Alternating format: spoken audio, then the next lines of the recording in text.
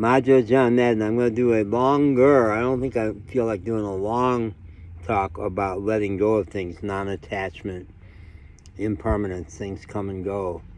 I just did a short about it, and I'm listening to this wonderful podcast, Julia Louis-Dreyfus of Saturday Night Live and Seinfeld and 30 Rock fame.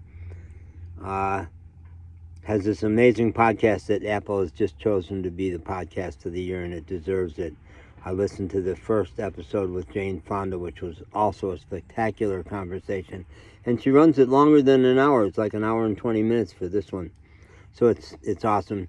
And Isabel Allende, incredible author who I kind of lost track of along the way. I read her first book, I think In the House of the Spirits or something like that. Amazing magical realism. She's from Chile. And here I am in Mexico, Latin America. And they were talking about letting go of things and comparing notes. It tends to be such gritty, real conversations. And Julia Louis-Dreyfus was saying, well, I've got this big house and it's so loaded with stuff. And Isabel Allende says, why? Why do you keep all that stuff? You know you're not going to get to take any of it with you. Well, non-attachment has been a key theme of my life. My big spiritual experience 4 years ago involved life saying, drop this and take that back. Leave the building, the subsidized seniors apartment building that you hate, just leave it, drop it, get out of there. Even though your friends are all telling you got to stay there. And most people go out of there on a gurney. They do stay there. And it's subsidized, HUD subsidized and cheap and right downtown Asheville. But I didn't want to be downtown Asheville. No, it was all concrete. I'm a country guy. And I've discovered that more and more over the course of 3 years of travel in a camper van. So 3 years, I left that building, left Asheville, the COVID hit. I abandoned my life in Asheville for the mountains and discovered I got instantly dramatically happier. And I only could take with me what I could get in my car. A little mini SUV. And I've gotten, at this point, 3.5 years on the road, I do not own anything that I had back then. Nothing. And that's been true for at least a year. I don't have anything. And I don't have that car. I moved into a camper van. That one died 1.5 years later. Now I'm on the second camper van. And I don't have this beloved dog that was my partner in crime for the first year of the COVID, and we got so incredibly close. And she became one of the world's all-time great dogs. She did. She was astonishing. And she died brutally in New Orleans in the winter of 22. And then I immediately inherited an even more spectacular dog, totally different.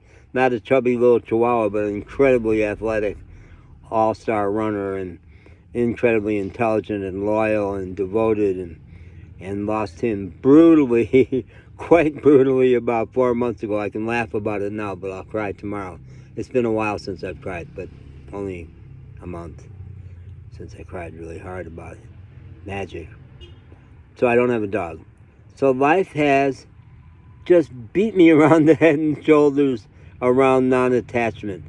No, it all goes away. And I live a lifestyle of travel that just, I guess yesterday or the day before I was saying, I am kind of down from, yesterday afternoon I was saying, I'm experiencing in transition fatigue, or something about loving people and letting go of them. Genuinely loving people and then letting go of them.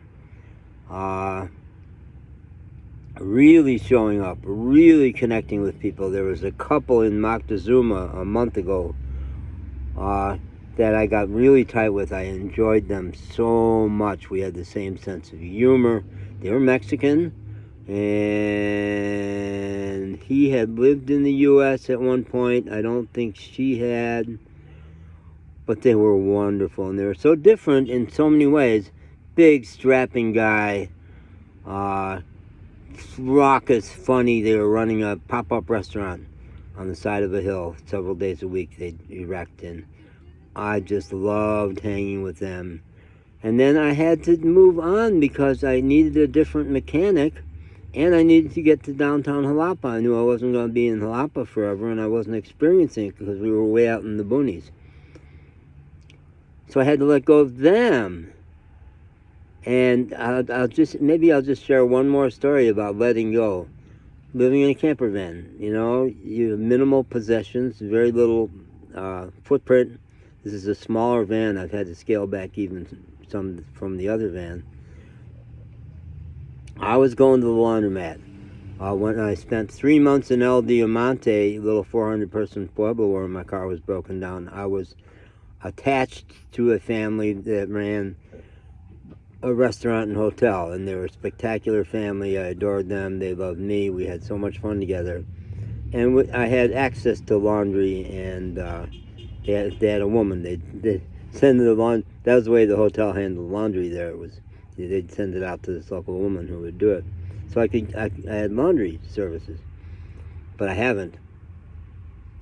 So Thursday last week, I was headed downtown. I was going to stay in a hotel downtown for the night. And on the way there, I was taking 4 big reusable grocery store bags of laundry to the lavanderia that I had seen the day before. I was going to drop it off and have them do it for me. And I got there in the middle of the day, and they were closed in the middle of the day. No sign, no nothing. The one sign said, "We don't do socks because of hygiene." Crazy notion. I got mad about that because I had a lot of socks that really needed cleaning. And I stood there, and I'm going to try to let go of saying the voice for God said. What I knew was, drop it. Drop it. It's all your clothing except what I right now have on my back.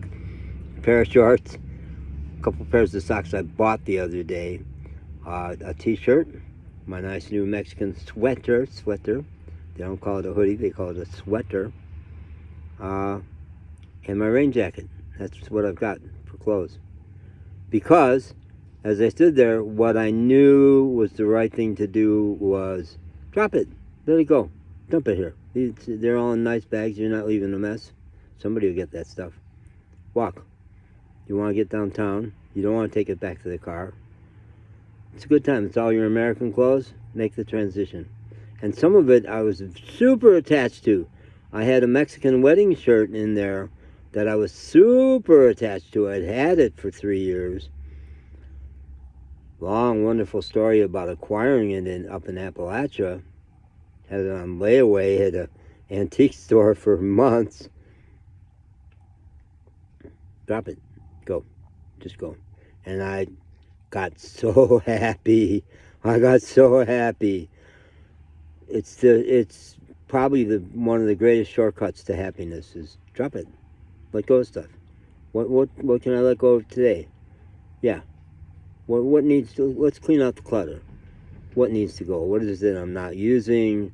What is it I don't care about anymore? What is it that somebody else wants and needs more? Homeless people will give you the shirt off your back, and I've done it. I've done it with the shirt off my back. I've done it with a beloved shoulder bag that my friend Diana hand knit. This woman really, she was like gaga. She wanted that bag. Another homeless person at a point where I was homeless. I said, "You don't have money. I see you smoking. I'll give it to you for 2 cigarettes." And she hesitated, and I said, "You're low on cigarettes. Here, take it."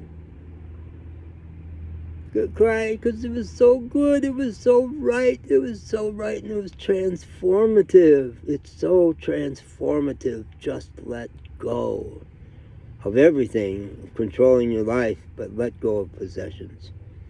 Yeah. Okay.